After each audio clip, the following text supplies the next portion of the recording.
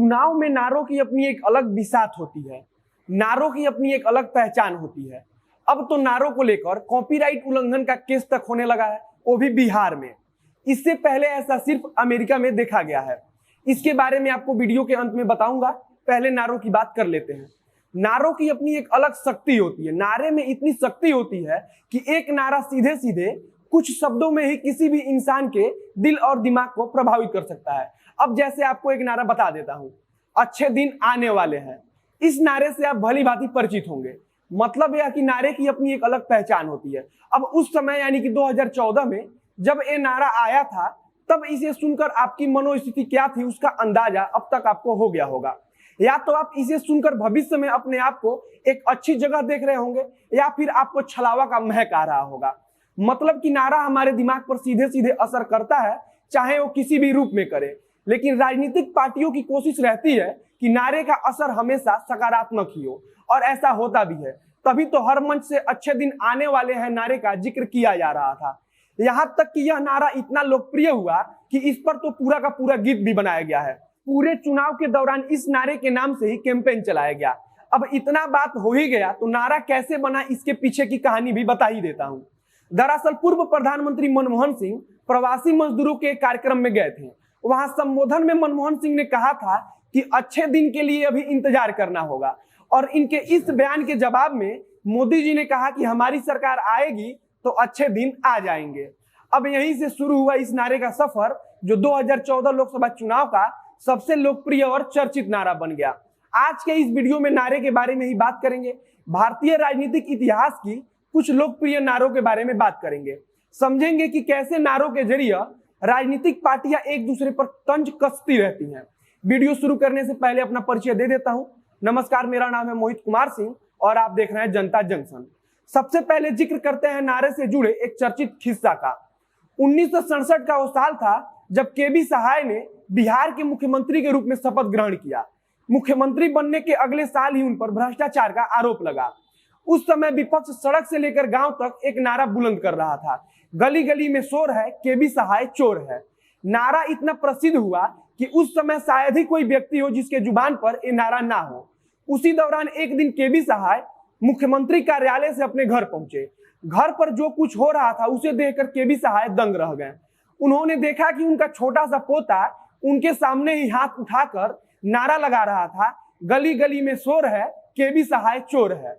मतलब एक ही नारा बड़े तो बड़े, छोटे बच्चों को भी अपनी तरफ आकर्षित करते हैं। अब बढ़ते हैं दूसरे नारे की तरफ।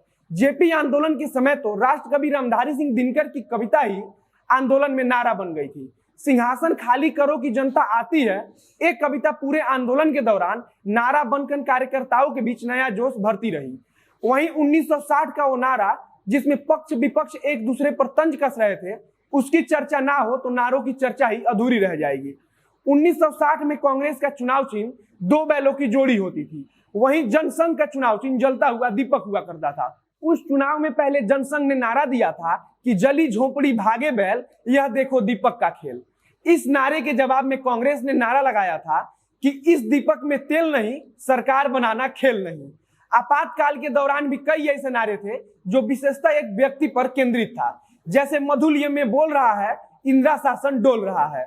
मधुलिया में उस समय के बड़े समाजवादी नेता हुआ करते थे। कहा जाता है कि मधु जब हाथ में कागज की बंडल लिए संसद में पहुंचते थे तो सत्ता पक्ष की सांस फूलने लगती थी कि आज ना जाने किसकी बारी है। मधुलिया में राम मनोहर लोहिया के अनुयायी माने जाते हैं। इसी के तरह जगजीवन राम की आई आधी, उड़ जाएंगी इंदिरा गांधी। इसी के साथ साथ आकाश से कहे नेहरू पुकार, मत कर बेटी अत्याचार जैसे नारे आपातकाल के दौरान काफी लोकप्रिय हुए। उस समय जनसंघ की तरफ से नारा हुआ करता था, अटल बोला इंदिरा का सिंहासन डोला। वहीं इंदिरा गांधी की तरफ से काफी ऐसे नारे लाए गए थे जो जनता के बीच आज भी याद रखी गई है। आधी रोटी खाएंगे पर इंदिरा जी को लाएंगे जैसे नारे भी काफी चर्चित हुए थे। वहीं उस समय श्रीकांत वर्मा ने इंदिरा गांधी के लिए नारा लिखा था कि जात पर ना पात पर, इंदिरा जी की बात पर, मुहर लगाना हाथ पर। आपातकाल के बाद देश में चुनाव हो रहा था और उसी चुनाव में रामविलास पासवान और लालू यादव को एक साथ प्रचार करना था। रैली स्थल पर लालू पहुंच गए थे, लेकिन पासवान जी को आने में जरा देर हो गई। लालू का भाषण मंच से चालू था। अचानक पासवान जी का हेलीकॉप्टर रैली स्थल के ऊपर उड़ने लगा। सबकी नजर हेलीकॉप्टर पर टिक गई। तब लालू यादव ने मंच से कह दिया कि ऊपर आसमान नीचे पासवान। इसके बाद से इस नारे को पूरे चुनाव के दौरान पासवान जी के उनके समर्थक लगाया करते थे। इसी नारे से एक और नारा उनके समर्थकों ने बनाया कि धरती गूंजे आसमान, रामविलास पासवान। कर्पूरी ठाकुर तब एक नारा लगाया करते थे जो बहुत ही प्रसिद्ध हुआ था, अधिकार चाहो तो लड़ना सीखो, पग पग पर अड़ना सीखो, जीना है तो मरना सीखो। 1997 में अक्षय कुमार की एक फिल्म आई थी, मिस्टर एंड मिसेज खिलाड़ी। उसमें एक गाना था, जब तक रहेगा समोसे में आलू, तेरा रहूंगा ओ मेरी सालू। वहीं उसी दौरान लालू यादव ने खुद के लिए एक नारा गढ़ लिया जो आज के समय में भी उतना ही प्रसिद्ध है जितना तब हुआ करता था। नारा है कि जब तक रहेगा समोसे में आलू, तब तक रहेगा बिहार में लालू। इमरजेंसी के दौरान जबरन लगभग 60 लाख लोगों की नसबंदी करा दी गई थी। इस पर अगर बात किया जाएगा तो पूरा का पूरा एक वीडियो बनाना पड़ेगा, इसीलिए इस वीडियो में सिर्फ नारों की ही बात करेंगे। नसबंदी के विरोध में उस समय एक नारा काफी लोकप्रिय हुआ था कि जमीन गई चकबंदी में, मकान गया हदबंदी में, द्वार खड़ी औरत चिल्लाए, हाय मेरा पति गया नसबंदी में। उस समय कम्युनिस्ट पार्टियों का नारा भी काफी लोकप्रिय हुआ करता था, जैसे लाल किले पर लाल निशान, मांग रहा है हिंदुस्तान। एक और नारा था कि देश की जनता भूखी है, यह आजादी झूठी है। मतलब कि आजादी वाला समस्या कन्हैया कुमार को नया नया नहीं हुआ है, बल्कि कम्युनिस्टों को काफी पहले से आजादी पर नारा लगाना अच्छा लगता है। एक और नारा जो काफी चर्चित हुआ था कि लालू वीपी रामविलास, 1 रुपया में 3 गिलास। दरअसल 1991 में लालू यादव ने मुख्यमंत्री रहते हुए ताड़ी पर से टैक्स हटा दिया था। तब विपक्ष ने तंज के तौर पर इस नारे का इस्तेमाल किया था।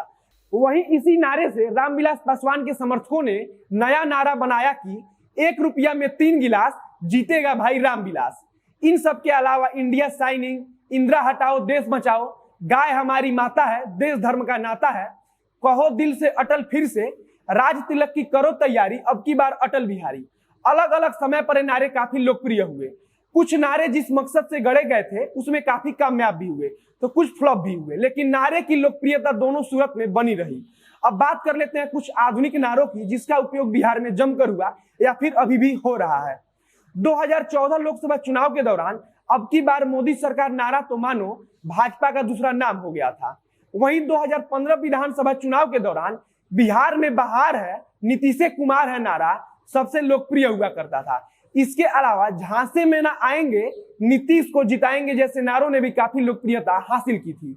वहीं इस बार के विधानसभा चुनाव में बिहार के विकास में छोटा सा भागीदार हूं, हाँ मैं नीतीश कुमार हूं जैसे नारों के सहारे चुनावी मैदान में उतरने की तैयारी है। वहीं राजद उम्मीद की छवि, तेजस्वी जैसे नारों के सहारे जनता को लुभाना चाहती है। तेज रफ्तार तेजस्वी सरकार का आवाज भी बुलंद है। तेज रफ्तार तेजस्वी सरकार के नाम से राजद इस चुनाव में कैंपेन चला रही है। वहीं 2020 हटाओ नीतीश का नारा भी इस्तेमाल किया जा रहा है। वहीं भाजपा की तरफ से आत्मनिर्भर बिहार कैंपेन चलाया जा रहा है।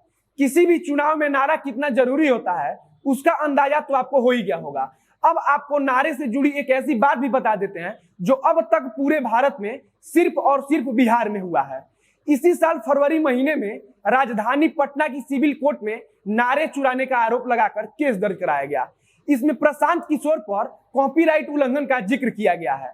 आपको बता दें कि इससे पहले कभी भी भारत में नारों की कॉपीराइट कोई नहीं खरीदता था। ऐसा काम 2012 के चुनाव में अमेरिकन राष्ट्रपति डोनाल्ड ट्रंप कर चुके हैं, जब उन्होंने मेक अमेरिका ग्रेट अगेन नारे का कॉपीराइट ट्रेडमार्क कराया था।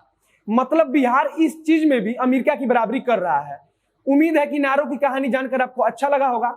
अच्छा लगा हो तो वीडियो को शेयर कीजिए, फेसबुक पर देख रहे हैं तो पेज को लाइक कीजिए, यूट्यूब पर देख रहे हैं तो चैनल को सब्सक्राइब कीजिए। मिलते हैं फिर बहुत जल्द अगले वीडियो में, तब तक के लिए बहुत बहुत धन्यवाद।